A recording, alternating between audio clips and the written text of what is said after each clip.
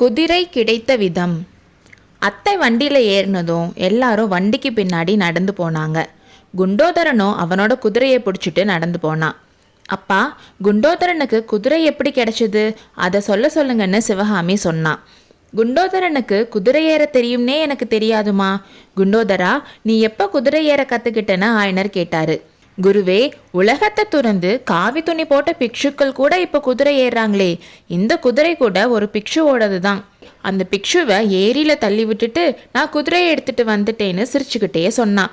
குண்டோதரன் சொல்றதெல்லாம் கேட்டு நாகநந்திக்கு கோபம் வரதை பார்த்த ஆயனர், குண்டோதரா, இது என்ன, என் சிஷ்யன்னு சொல்லிட்டு இப்படி செய்யலாமா, கொஞ்சம் கூட நல்லா இல்லையேன்னு சொன்னாரு.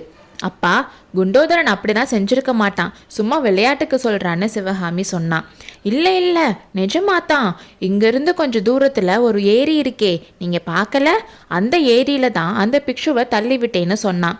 நாகநந்தி கொஞ்சம் கலக்கம் அடைஞ்சு மெதுவான குரல்ல ஆயனர்கிட்ட என்ன நடந்துச்சுன்னு விவரமாக கேளுங்கன்னு சொன்னார். அதனால் ஆயனர் கேட்டதும் எல்லாத்தையும் விவரமாக சொல்ல ஆரம்பித்தான் குண்டோதரன். உங்களை வீட்டில் காணாமல் நம்மளோட குரு நம்மளை கைவிட்டுட்டாரேன்னு மரத்தடியில் படுத்து தூங்கிட்டு இருந்தேன். நிறைய குதிரைகள் வர சத்தம் கேட்டு எந்திரிச்சு வந்து பார்க்குறதுக்குள்ள எல்லாரும் அவசரமாக திரும்பி போயிட்டாங்க. அடடா, இவ்வளோ குதிரைகளில் நமக்கு ஒரு குதிரை கிடைச்சா நம்ம குருவை போய் பிடிச்சிடலாமே, நடந்து போய் பிடிக்க முடியுமான்னு நான் கவலையோடு உட்காந்துட்டு இருந்தப்போ ஒரு புத்த பிக்ஷு கொஞ்சம் தூரத்தில் இருந்த இன்னொரு மரத்துக்கு பின்னாடி இருந்து வந்தார். அந்த வீட்டுக்கு நாகநந்தி அடிகள் வந்தாரான்னு என்ன கேட்டார். அப்போ தாமரை குளக்கரையில் இவரை பார்த்த ஞாபகம் வந்துச்சு. அவர் பேர் என்னன்னுலாம் எனக்கு தெரியாது, ஒரு பிக்ஷுவை தாமரை குளக்கரையில் பார்த்தேன்னு சொன்னேன். கொஞ்ச நேரம் ஏதோ யோசிச்சுட்டு அவர் கிளம்பினாரு. நமக்கு நல்ல வழித்துணை கிடச்சிச்சின்னு சந்தோஷத்தில் நானும் அவர் கூட கிளம்புனேன். ஆனால் அந்த பிக்ஷு என்னை ஏமாத்திட்டாரு. கொஞ்சம் தூரம் போனதும் இந்த குதிரையில் ஏறி என்கிட்ட சொல்லாமல் கூட வேகமாக போயிட்டாரு. யாரை நம்பினாலும் நம்பலாம், புத்த பிக்ஷுக்களை மட்டும் நம்பவே கூடாது. இதோ இந்த பிக்ஷுவை சேர்த்து தான் சொல்கிறேன்னு சொன்னான். குண்டோதரா, பிக்ஷுக்கள் அப்படிலாம் சொல்லக்கூடாது, அப்புறம் நீ என்ன செஞ்சேன்னு சொல்லுன்னு ஆயனர் கேட்டாரு. நான் என்ன செய்ய குருவே, நமக்கு குதிரை இல்லாமல் போனால் போகட்டும், கடவுள் கொடுத்த 2 கால் இருக்குல்லன்னு நினச்சிட்டு கிளம்புனேன். 2 நாள் ஃபுல்லாக நடந்ததில்ல, கால்வலி எடுத்ததில்ல, இன்னைக்கு மத்தியானமாக ஏரிக்கரை ஓரமாக உட்காந்துட்டு இருந்தேன். அப்போ பாருங்க, அதே பிக்ஷு குதிரையில் வந்தாரு. அடிகளே, இதென்ன, எனக்கு முன்னால் கிளம்புனீங்க, இப்போ பின்னால் வரீங்களேன்னு கேட்டேன். என்னை பார்த்ததில் அவருக்கு ரொம்ப ஆச்சரியமாயிருச்சு. ஆமாம்ப்பா, இந்த காலத்தில் நடந்து போகிறத விட குதிரையில் போகிறது தான் ரொம்ப ஆபத்தாக இருக்குது. பல்லவ ராஜ்யம்தான் தரித்திரம் பிடிச்ச ராஜ்யமாச்சே, எங்கேயாவது குதிரையை பார்த்தா யுத்தத்துக்கு வேணும்னு எடுத்துகிட்டு போயிடுறாங்களாமே, அதுக்காகவே பயந்து பயந்து வர வேண்டியதாக இருக்குன்னு சொன்னார். அதுக்கப்புறம் பிக்ஷு குதிரையிலையும் நான் நடந்தும் வந்தோம்.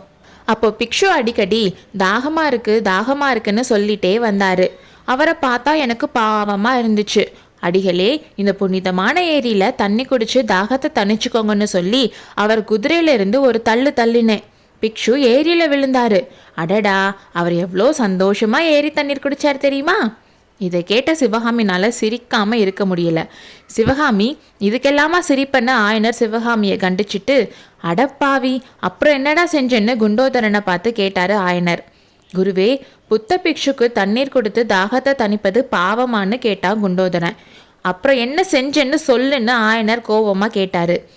பிக்ஷுவுக்கு நீந்த தெரியாதுன்னு தெரிஞ்சதும் கரையில் கிடந்த அவரோட மேல் வஸ்திரத்தை எடுத்து ஒரு எண்டை கரையில் இருந்த மரத்தில் கட்டிட்டு இன்னொரு எண்டை அவர்கிட்ட கொடுத்துட்டு, பிக்ஷுவே, மெதுவாக கரையேறிவாங்க, நான் போறேன்னு சொன்னேன்.